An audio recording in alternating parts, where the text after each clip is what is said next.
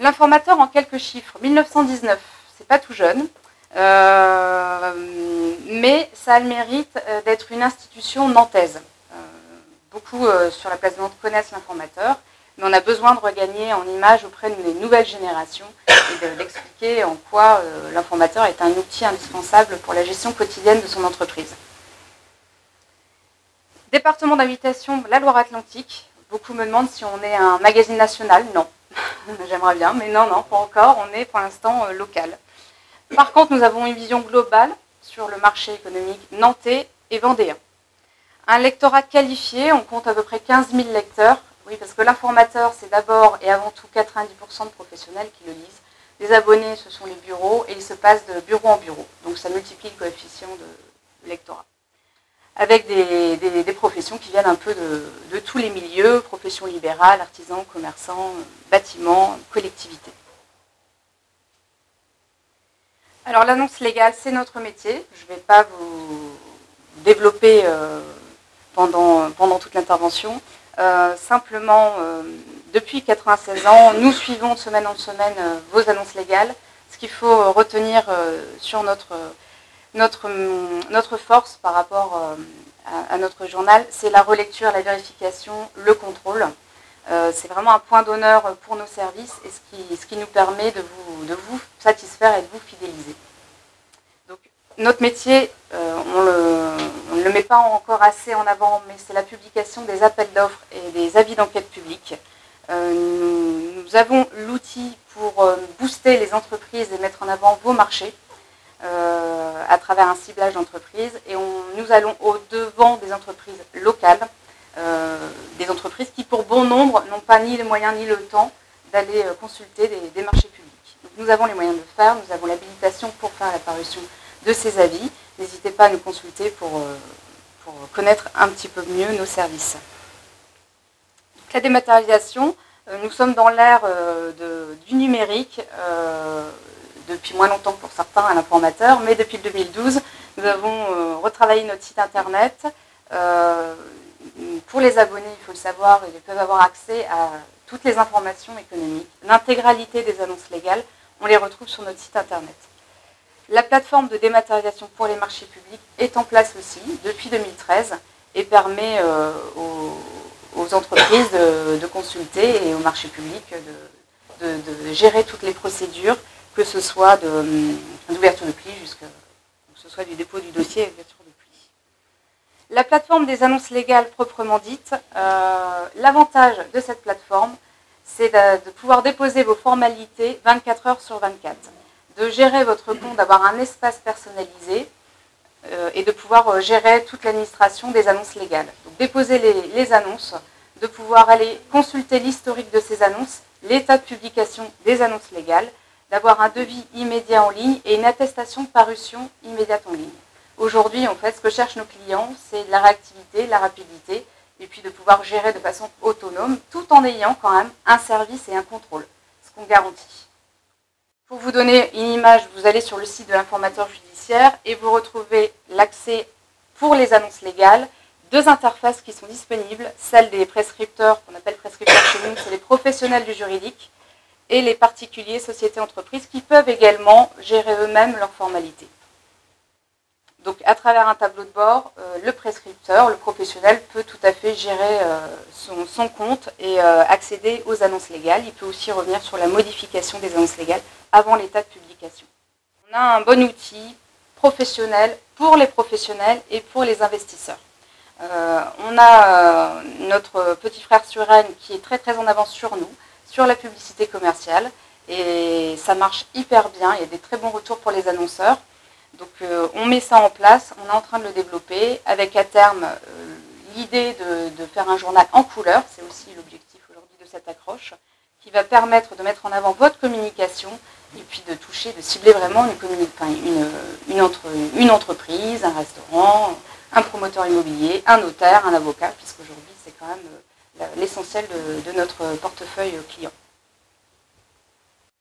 Les atouts du journal, comme je vous le disais, bon, c'est une mine d'informations, c'est une vraie opportunité pour créer du business. Vous avez toutes les créations de sociétés pour développer votre portefeuille client.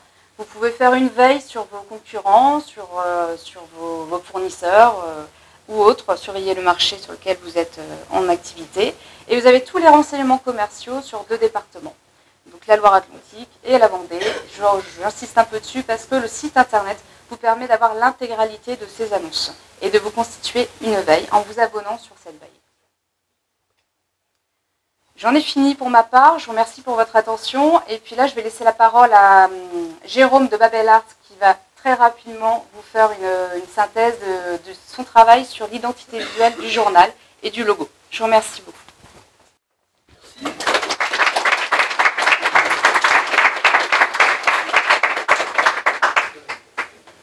Blanchard nous ont parlé un petit peu d'un certain nombre de choses, notamment le fait que le journal avait une image depuis un petit moment qui était un petit peu vieillissante, qu'il y avait une concurrence qui évoluait, qui s'adaptait aussi aux tendances actuelles, et qu'on a entendu de la part de clients de l'informateur ou même de personnes qui connaissaient le journal, des petites phrases du style « un petit coup de jeune ne serait pas du luxe, ce serait pas mal de revoir l'identité, etc. » Ça on l'a beaucoup entendu et beaucoup de gens, par cette conclusion, ne savaient pas ce qu'était l'informateur. Ils le lisaient, ils étaient abonnés à ce journal, mais ne savaient pas exactement ce qu'est le journal, ce qu'a présenté M. Legrand, à savoir une entreprise familiale, une entreprise locale, ce que nous, on avait à cœur évidemment de développer en termes d'identité de marque, d'identification sur le marché de la presse. Il y a une concurrence, il y a beaucoup de choses à gérer, et l'objectif global était de rajeunir l'identité de la marque, mais tout en conservant l'identité existante. Donc c'est toujours un petit peu un problème qu'on a avec tous nos clients, c'est de savoir comment faire ce compromis entre trouver une nouvelle image de marque percutante, jeune, moderne, dynamique, etc. et également conserver une identité et un historique, une notoriété que le journal avait déjà depuis quasiment 100 ans. Donc, on a travaillé sur un certain nombre de sujets. Donc, le nouveau logo, vous l'avez en haut. Alors, c'est vrai qu'ici, de loin, vous n'allez pas forcément tout voir au niveau des détails. Je vais aller assez vite, puisque le premier support de communication du journal, c'est le journal lui-même, à savoir la page d'accueil. On est parti sur l'idée d'une identité forte, locale, quelque chose qui a un impact sur le marché, mais tout en ayant une sorte de vent de fraîcheur, si vous voulez, c'est pas forcément le cas aujourd'hui, pour l'information qui était véhiculée par le journal. Donc, l'identité du logo, donc tout ce qui va représenter la partie haute que vous avez là-haut, était de partir sur un fond plein, contrairement à certains logos que vous avez en découpé sur un fond blanc. Là, on était parti sur quelque chose de plus plein, plus solide, plus assis, entre guillemets, sur le support de communication et qui sera repérable d'assez loin. L'idée étant que ce soit en soi une signature pour la reconnaissance de la marque. Le même mode de fonctionnement a été pour le L majuscule, qui se découpe au début, puisque sur l'ancien logo, je ne sais pas si pour ceux qui connaissent, vous vous en souvenez, on avait seulement informateur judiciaire qui était noté. Un des partis pris a été de rajouter ce L pour montrer que ce n'est pas un informateur parmi d'autres, mais l'informateur local. C'est un parti pris qui a permis graphiquement de dégager une petite signature qu'on trouve notamment sur les réseaux sociaux. L'infojude, en compressé, va se retrouver sur essentiellement la première partie du logo. On a arrondi un petit peu la typographie, on a donné une petite impression d'italique pour aussi donner un petit mouvement, quelque chose qui va de l'avant et ne pas rester sur les assises, on va dire, historiques du journal. Et on a renforcé le bleu, la couleur était un petit peu à l'époque quasiment turquoise, on a renforcé le bleu pour avoir quelque chose de moderne, de plus profond, qui lui-même va donner aussi une nouvelle identité au journal.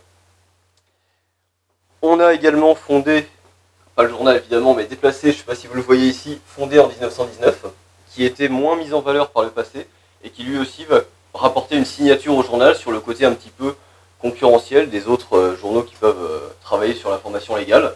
Là, on a quelque chose qui existe depuis quasiment un siècle, il faudra peut-être penser à faire un anniversaire dans quelques temps, pour pouvoir voilà, asseoir un petit peu aussi la notoriété du journal. Et enfin, au niveau graphique, le petit coin que vous voyez ici retourné, c'est pour conserver essentiellement la partie authentique, la partie écrit, le papier, la partie un petit peu plus noble du journal lui-même, qui se retrouve dans ce logo moderne et un petit peu épuré. Je vais demander à Augustin de venir. Et donc Augustin qui va animer le plateau télé que vous attendez là depuis un petit moment. Alors je vais peut-être faire une introduction rapide pour planter un peu le décor et le contexte des questions que je vais poser aux différents intervenants. Comme vous le savez, l'attractivité de la métropole nantaise, elle ne se dément pas, et même si le rythme soutenu de la première décennie du siècle s'est quelque peu ralenti, l'agglomération caracole sur les podiums des grandes villes françaises. Le cadre de vie, bien sûr, un bassin d'emploi riche, fort d'un creuset important de jeunes diplômés, des voies de communication et autres connexions plutôt correctes, la proximité du littoral, aussi le climat tempéré, comme on peut le constater aujourd'hui, sont autant d'atouts pour favoriser l'attractivité et les opportunités d'implantation des entreprises, comme en témoigne le développement d'Accenture, ce géant du numérique à Saint-Herblain.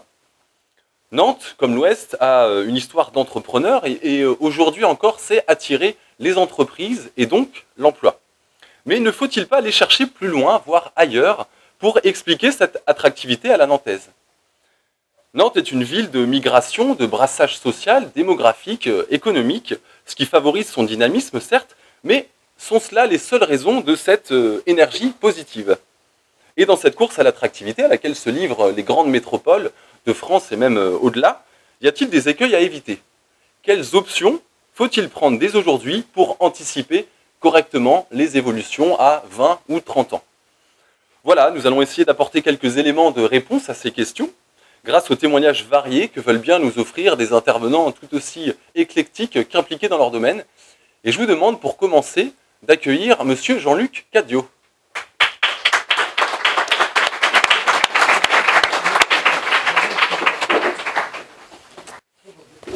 Bonsoir mesdames, bonsoir messieurs. Je suis ravi de vous accueillir, Monsieur Cadiot, de rencontrer, de vous accueillir. Vous êtes cuisinier de formation, c'est ça? Vous avez différentes expériences dans la restauration, comme serveur et chef de cuisine. Tout à fait. Vous connaissez donc bien le secteur alimentaire. Après 10 ans de franchise, vous êtes promu à la tête du groupe Cadégo en 92, c'est ça? Oui. Vous êtes le vice-président de la CCI Nantes-Saint-Nazaire. Tout à fait. Ancien président du réseau Entreprendre Atlantique, c'est ça? Oui, également. Et aujourd'hui, vous devenez, comme pour nous démontrer que vous savez vous investir dans des expériences riches et variées, vous devenez le président du club de basket des Hermines de Nantes. C'est très récent, il y a une semaine. Voilà. Première question que j'ai envie de vous poser, Monsieur Cadiot. Quels atouts vous avez tirés du bassin nantais pour ces belles réussites? Écoutez, je pense que Nantes est une ville qui est très atypique par rapport à d'autres villes qu'on peut rencontrer sur le territoire. Au regard de la Chambre de commerce, j'ai la chance de faire des réunions avec les CCI métropolitaines. Et aujourd'hui, on a un bassin de vie très intéressant à 2 heures de Paris, près de la côte, très riche au niveau du tertiaire, avec une attractivité touristique aussi, agroalimentaire avec la Bretagne autour. C'est dommage que la Bretagne et la Pays de Loire ne sont pas venus une seule région qui aurait fait peut-être la 2e région d'Europe ou la 3e région d'Europe, très importante. Mais aujourd'hui, on a des atouts. Alors c'est vrai qu'au niveau de l'attractivité économique, on voit cet élan. Et au niveau du commerce aussi, aujourd'hui, Nantes a été une des villes précurseurs. Je vous rappelle qu'aujourd'hui, nous avons 11 centres commerciaux sur la métropole nantaise, qui a été en tête des centres commerciaux au niveau des grandes villes. Aujourd'hui, c'est en train de se resserrer parce que d'autres villes arrivent à nous rejoindre, même nous dépasser, comme Bordeaux, Toulouse. Mais aujourd'hui, le centre-ville de Nantes connaît une attractivité commerciale simplement de 15%, sachant que la périphérie exploite 85% du commerce. Donc voilà, cet écart ne se complète pas, ne se rétrécit pas, c'est dommage. Mais au fur et à mesure qu'on développe des nouvelles activités en centre-ville, il y a aussi des nouvelles activités qui se développent en périphérie. Et aujourd'hui, le commerce, on est obligé de s'adapter aussi à la demande du client. Voilà. Et les grandes surfaces, aujourd'hui en périphérie, continuent à grandir. Et le centre-ville ne grandit pas aussi vite du fait que nous avons aujourd'hui un déficit de surface commerciale pour des grandes surfaces. Bon, je vous donne une information. Aujourd'hui, on a des enseignes de 5 ou 6 000 m² qui seraient intéressées pour venir dans le centre-ville et qui n'ont pas de locaux disponibles. pas plus tard qu'il y a 2-3 mois, avec la mairie de Nantes, nous avons reçu le printemps ici à Nantes pour visiter, qui nous demande 9000 m². Aujourd'hui, on ne peut pas placer 9000 m² en centre-ville, c'est impossible. Pourquoi? Parce qu'il n'y a pas de locaux disponibles. Donc, pour sortir un projet de terre, par exemple, comme peut-être la Petite Hollande, qui verra le jour dans 10 ans ou dans 12 ans, peut-être l'École des Beaux-Arts, entre le moment où on décide de faire un projet et le moment où il sort, il faut compter entre 8 et 12 ans, entre toutes les différentes études préalables, avoir l'accord des riverains, parce que vous savez qu'aujourd'hui on ne fait plus rien sans l'accord des riverains, des études de ceci, des études de cela, c'est formidable, ça nourrit ça fait travailler le tertiaire, vous me direz, c'est super. Mais bon, pendant ce temps-là, on est aujourd'hui sur des bases de données de 8 à 12 ans. Un grand merci, Monsieur Cadieux.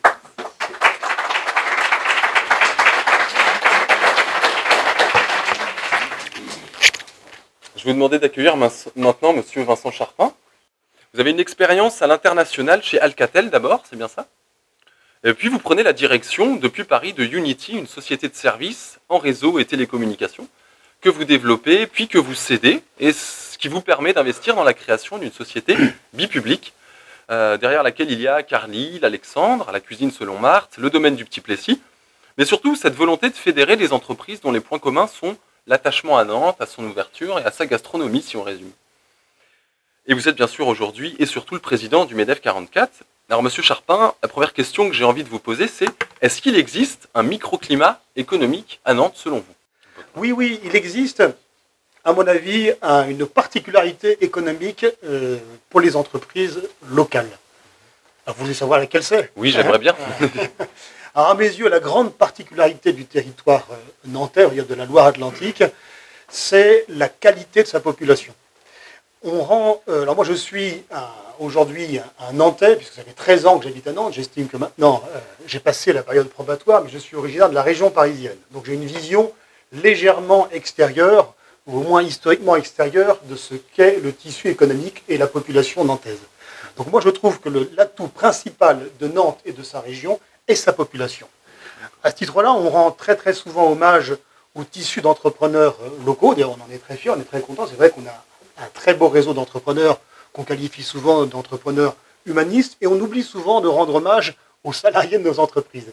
Et moi, je pense que cet esprit humaniste et entreprenant, il transcende toutes les classes sociales, et c'est ce qui fait la richesse du tissu économique nantais.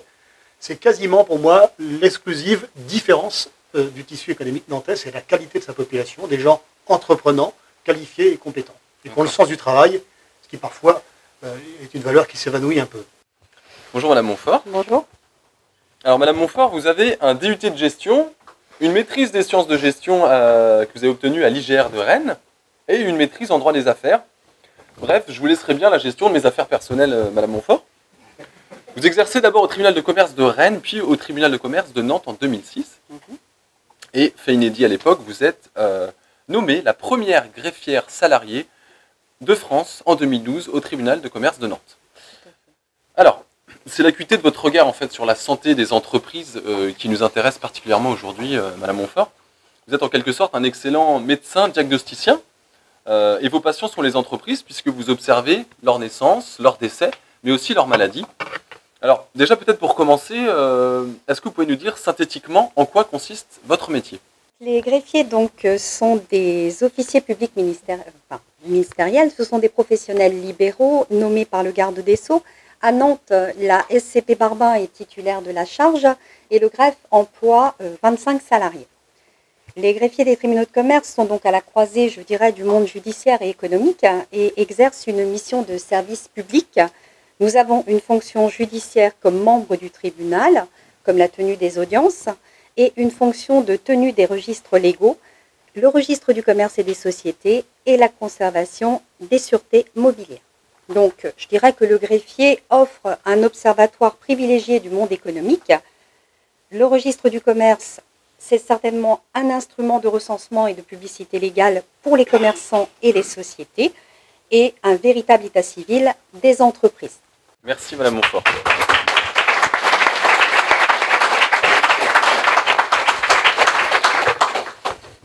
Alors Monsieur Trichet, vous êtes chercheur au LINA, maître de conférence à l'Université de Nantes et vice-président en charge du numérique. Et vous êtes aujourd'hui adjoint au maire de la ville de Nantes en charge de l'innovation et du numérique.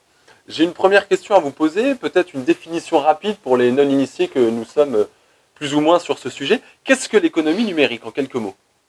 Alors l'économie numérique, déjà, elle est en perpétuelle mutation. Si on revient un petit peu en arrière, c'était essentiellement un périmètre lié à l'informatique, les télécoms, les réseaux. Donc plutôt une couche plutôt informatique, enfin d'équipement, infrastructure de base, plus du développement logiciel.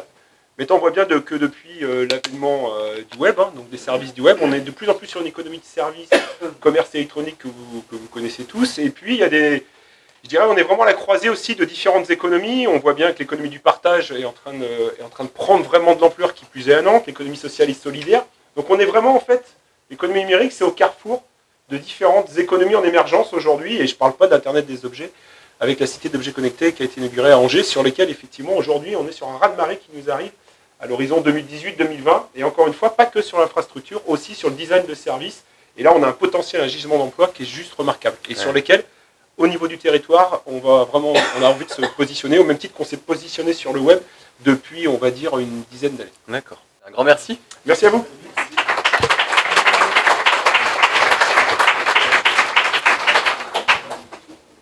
Philippe Manac, du coup, vous pouvez venir. Merci.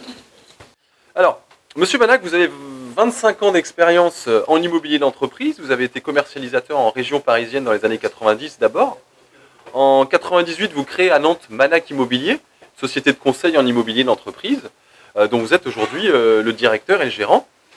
Alors, l'activité immobilière, j'entends par là immobilier professionnel, de bureau, de commerce, c'est un excellent témoin de la croissance. Votre regard, il va être davantage axé sur le tertiaire, industriel éventuellement, surtout le tertiaire. En tant que directeur d'une société de conseil en immobilier d'entreprise, diriez-vous que votre entreprise Manac Immobilier est bien implantée à Nantes? Est-ce que le choix de la situation se révèle judicieux? Alors, avant de répondre à votre question, je voudrais seulement apporter un élément important, un complément d'information sur le commerce du centre-ville, dont je ne suis pas spécialiste.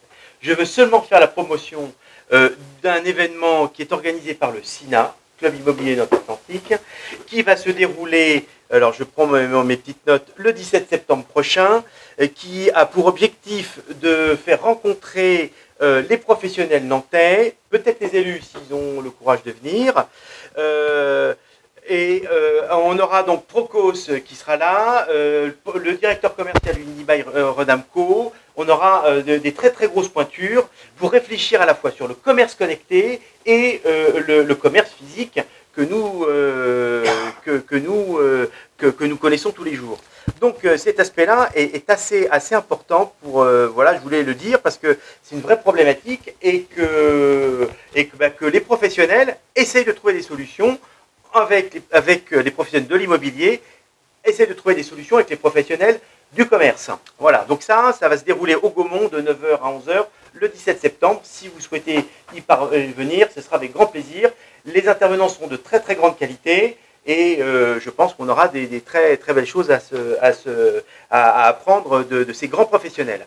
Pour répondre à votre question et être très rapide, parce que je sais qu'il y a le vent qui se lève dehors et que la nappe est en train de s'envoler. Aujourd'hui, quand je suis arrivé à Nantes il y a 17 ans, on a, entre aujourd'hui et il y a 17 ans, on s'aperçoit que Nantes a évolué d'une façon fulgurante, à la fois sur la circulation, le nombre d'habitants, le nombre d'entreprises, beaucoup de Parisiens qui sont venus, etc. Donc il y a un effet côte ouest, hein, terme qu'on n'utilise plus trop aujourd'hui. Rappelez-vous, le marketing de l'époque, c'était Nantes, l'effet côte ouest, et c'est vrai que ça faisait rêver. Et donc aujourd'hui, c'est pas pour ça que je suis venu, parce que j'avais d'autres projets professionnels, mais globalement, l'agglomération nantaise a vraiment créé une dynamique, et entre le Nantes d'il y a 17 ans que j'ai connu et d'aujourd'hui, ça n'a plus rien à voir.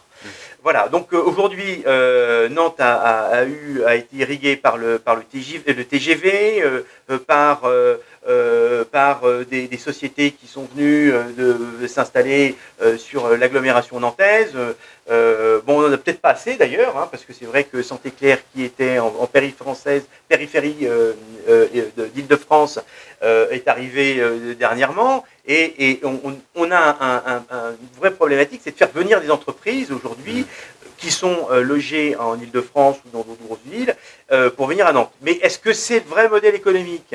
C'est une vraie question qu'il faut se poser. Peut-être qu'on pourra en discuter avec les élus, parce que toutes les villes de France et de Navarre, Toulouse, Rennes, Marseille, Lyon, ils ont tous comme objectif de faire venir des entreprises d'Île-de-France pour pouvoir capter de nouveaux salariés. Moi, je pense que honnêtement, il serait judicieux, si j'avais une idée à donner, c'est de dire aujourd'hui, pourquoi pas essayer de créer des microsystèmes comme est en train d'être créé sur tout ce qui est numérique aujourd'hui, tout ce qui est industrie numérique. Là, effectivement, du coup, on attire des jeunes pousses, des jeunes sociétés et on crée de l'emploi. Et c'est là aujourd'hui que les affaires se font aujourd'hui. L'essentiel de nos clients, dont vous avez cité certains tout à l'heure, notamment VSCT, Voyage SNCF, etc., qu'on a installé, ce sont des gens, si vous voulez, qui viennent ici parce qu'il y a une dynamique, il y a une belle image et qu'il y a aussi un bien-être de leurs collaborateurs. Et je pense que l'atout de l'agglomération nantaise, c'est pas obligatoirement de faire venir des sociétés de l'extérieur, mais aussi de développer un tissu comme il est actuellement fait sur l'industrie numérique ou sur d'autres industries. Alors, Monsieur Guéot, vous êtes chef étoilé. Qu'est-ce qui vous a poussé à entreprendre à Nantes? J'étais sur Paris, je cherchais à m'installer. C'était en 98, les fonds de commerce étaient hors de prix, tout était très cher. Et puis je m'étais rapproché de mon prédécesseur ici à Nantes, qui était Pierre Lecoutre, que j'avais remplacé à Hong Kong. En fait, je le connaissais depuis Hong Kong, on s'était croisés là-bas. Parce que lui, à la chambre de commerce, ici, c'était une location-gérance. Donc, voilà. C'était assez facile de s'installer, donc voilà, moi ça m'intéressait. Il n'y avait pas un gros investissement de départ, et puis c'était une bonne façon d'être à son compte sans prendre trop de risques. Alors du coup, ça semble bien se passer, puisque vous avez un très beau et très gros projet dans les tuyaux. Est-ce que vous pouvez nous en parler en quelques mots? Oui, ça se passe très bien. Oui, moi, mon expérience à Nantes est très bonne.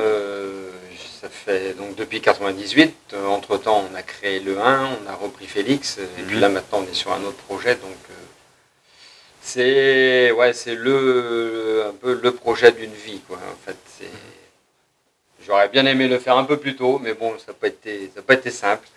Le projet, pour le résumer, c'est la maison de l'Ermitage qui se trouve sur la butte de Sainte-Anne à côté du musée Jules Verne, qui appartenait à la mairie, qui n'était pas habité depuis 35 ans, qu'on a racheté, et dans laquelle donc on fait 2 salles de restaurant, 2 petits salons et 4 chambres d'hôtes. Alors, pour se lancer dans un tel projet, j'imagine que vous allez mobiliser des fonds très importants, plusieurs millions d'euros. On a forcément envie de se dire que vous êtes bien à Nantes. J'ai envie de vous poser la question. Vous pariez sur le dynamisme nantais pour vous investir comme ça. Quelles en sont les raisons, en fait, quelles sont les raisons de ce pari audacieux? Quelles sont les raisons? Je pense, la première, j'ai eu un vrai coup de cœur. J'ai visité cette maison quand je suis arrivé en 98, je suis arrivé donc à la chambre de commerce, c'était une location-gérance. Le but c'était de m'installer, d'être chez moi, d'acheter des murs ou un fonds de commerce assez rapidement. C'était pas simple. En même temps, être au-dessus de la chambre de commerce au 4e étage, c'est quand même un endroit un peu privilégié. On est au-dessus de Nantes, enfin, on a une vue sur Nantes, on est tous les gens qui venaient de Paris ou d'autres, des clients, ils me disaient c'est super.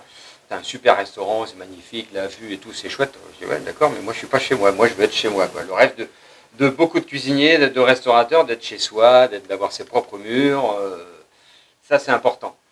Et j'ai eu l'occasion, 2001 ou 2002, de visiter cette maison à l'occasion d'une journée du patrimoine. Et quand je suis rentré là-dedans, j'ai eu un vrai coup de cœur. J'ai dit, cet endroit-là, c'est vraiment, s'il y a un truc à faire dans cette maison, c'est un restaurant, quoi. Il y a la vue, il y a un peu de jardin, il y a des volumes, puis bon, La vue est aussi belle, sinon plus belle qu'à l'Atlantide. Bon, c'était une évolution par rapport à l'endroit où j'étais, quoi. D'accord. Où je suis toujours. Et du coup, vous pariez sur un dynamisme nantais pérenne, c'est ça forcément? Oui, on parie sur Nantes parce que on s'aperçoit que notre clientèle a évolué, elle a changé, elle s'est beaucoup rajeunie. Alors on a perdu, comme beaucoup de restaurants gastronomiques comme les nôtres, on a perdu en clientèle d'affaires. Par contre, on a gagné en clientèle du week-end, en loisirs, en tourisme. Donc on parie. Bon, après, il faut être réactif. Hein, on ne peut plus faire ce qu'on faisait il y a 10 ans. Là, il faudra qu'on apporte quelques changements, peut-être dans les formules, les menus. Il faut peut-être alléger les menus. Il faut faire de la restauration gastronomique et étoilée, mais un peu dépoussiérée. Forcément, au goût du jour, tout simplement, quoi. Il faut être au plus proche du marché, je crois. Bah, merci, en tout cas on souhaite un immense succès dans ce grand projet tout à fait audacieux. Merci bien. Merci beaucoup.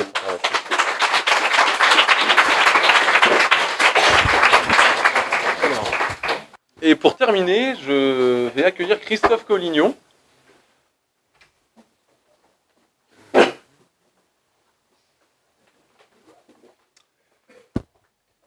Bonjour Monsieur Collignon.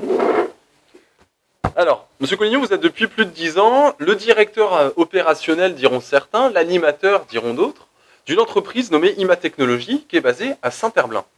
Est-ce que déjà vous pouvez nous dire en quelques mots ce que fait IMA Technologies? IMA Technologies est une société de relations clients, donc de 400 personnes et 20 millions d'euros de chiffre d'affaires, qui est à Saint-Herblain depuis 16 ans, enfin en tout cas sur la commune de Nantes, limitrophe depuis 16 ans. Et donc on fait une relation client un peu d'exception, on cherche à faire quelque chose comme on aime. On va vous expliquer ça. D'accord. Mais alors, du coup, il y a quelques temps, 3-4 ans, vous avez choisi de faire tout ça différemment, ce qui fait qu'aujourd'hui, des grands groupes comme la Maïf ou comme Canal+, viennent voir comment vous travaillez. Quelle est votre différence, du coup, Monsieur Collignon? Moi, j'ai beaucoup appris à Nantes. De façon assez bizarre, je vais pouvoir faire la synthèse de 2-3 points, parce qu'en fait, je suis arrivé il y a 17 ans, donc comme Philippe. J'ai rencontré, en arrivant ici, des personnes très chouettes qui m'ont permis de découvrir le CJD. C'est Dominique Goubeau, j'ai vu tout à l'heure, imprimeur. Je ne connaissais pas une association, et c'est une association patronale qui marche fort. Et puis j'ai eu des patrons qui m'ont expliqué comment ils fonctionnaient en RH. Et la première leçon que j'ai prise de RH, je l'ai pris d'un entrepreneur tout à fait étonnant qui m'a expliqué comment on faisait des fiches de mission et qu'est-ce qu'il y avait dedans. Et c'est Jean-Luc Cadio, que vous avez vu intervenir tout à l'heure. Et donc c'est tout un rapprochement en fait d'entreprise. Il y a une espèce de maillage tout à fait étonnant qui m'ont permis de faire un chemin et d'apprendre un certain nombre de choses à travers le CJD, à travers Réseau Entreprendre, à travers différentes rencontres. Et ces rencontres m'ont amené à croiser le parcours de Chronoflex, qui est dirigé par un garçon qui s'appelle Alexandre Gérard, qui avait rencontré lui-même d'autres entreprises en dehors qui ont testé un mode managérial très étonnant qui s'appelle la libération d'entreprise, et dont le but du jeu est de dire, et si on faisait confiance, et complètement confiance, à l'ensemble des salariés qui sont avec nous, qu'est-ce qui se passerait? Voilà, je suis parti sur une expérimentation de confiance totale avec l'ensemble des salariés depuis 3 ans. Alors du coup, est-ce que vous pouvez nous expliquer en quelques mots quels sont les enjeux et quelles difficultés vous avez éventuellement pu rencontrer en mettant en place ce nouveau système de management et d'organisation? À l'instar de ce qu'on peut voir dans d'autres domaines, comme donc il n'y a pas que dans le numérique qu'on peut innover. Hein. On peut innover même dans des secteurs de services. Donc il n'y a pas de réelle difficulté parce qu'effectivement on a une population qui est tout à fait intéressante à Nantes, de personnes qui sont curieuses et ouvertes sur l'entrepreneuriat, ouvertes sur le fonctionnement. Et quand vous déhiérarchisez et quand vous donnez l'ensemble des éléments de l'entreprise à tous les collaborateurs, mais vous apercevez que vous avez plutôt de très bonnes surprises, de gens qui s'investissent et qui disent tiens, moi aussi je pourrais apporter ma pierre à l'édifice. Pour autant que vous soyez suffisamment honnête dans votre démarche et que vous puissiez être crédible dans cette démarche de partage. Donc c'est un peu proche de la cogestion à l'allemande, si on voudrait, si on veut le partager. Mais enfin, surtout, c'est de se dire finalement, en réalité, c'est beaucoup plus simple que ça. C'est qu'en fait, la boîte, elle ne marchait pas assez fort. On était 10 au comité de direction, on n'arrivait pas, on ne fait pas beaucoup de marge. On s'est dit, tiens, si on demandait à tous les collègues de nous donner un coup de main, qu'est-ce que ça ferait? Alors, au bout de 2 ans, ça fait des résultats qui sont bien plus forts. On était au bord du zéro, donc on allait voir bientôt Madame la greffière. Mais là, on n'a pas été, donc là, on est reparti assez fort et on va continuer à croître, et donc on aura bientôt besoin de mètres carrés. On va croître de 20 personnes, enfin, besoin de 20 places par an.